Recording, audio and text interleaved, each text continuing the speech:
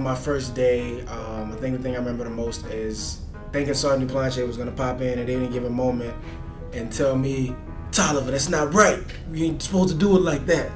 And honestly, he did walk in on my first day, and it wasn't that bad. You know, I kind of felt like I was a part of the family. What I remember most on the first day was most of it was a blur, but specifically we did have one suspicious person call, and this was recently after all the events that were happening to police officers. And I know the entire district responded together as like a unified force, and it was actually a very cool experience. My first call, I was in the 4th district on my first day of the FTO. We went to a fight in progress call where shots had been fired. What was going through your head when you got that signal? Trying to remember what it was, because you're not still, you don't know the signals as well when you get out, so you think, what's 94s? Oh, okay, and then then it's like, oh, this is serious.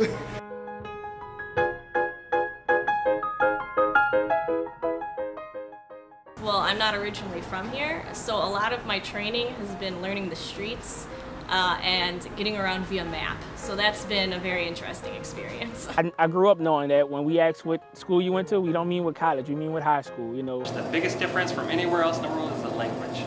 There's a learning curve to it.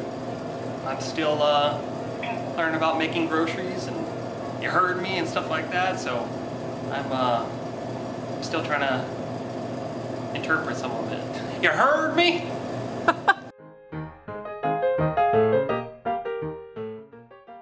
Sergeant Duplanche, I have to say, keep your head on a swivel. That was it, and it's very good advice. Sergeant Duplanche always told us it's grown folks' business being out there in the street, and that's true. You want to be a fat buddy when you get out of here? Go ahead and eat those donuts. You know, stuff like that. He always had interesting ways of motivating people to stay in shape. You got to keep your head on a swivel. Know what's at your whole 360. I'd also say check the back seat.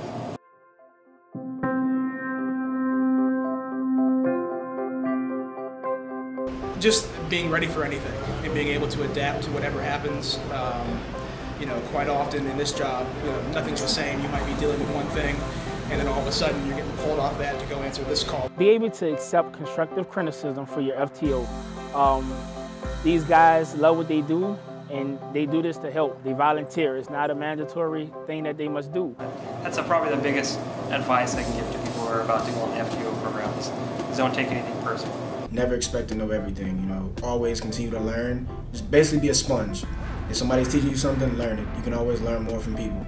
My advice would be to just get out there and do your best in every situation, and not be afraid of making any mistakes, because you're going to make a lot of them, but you still got to need to try.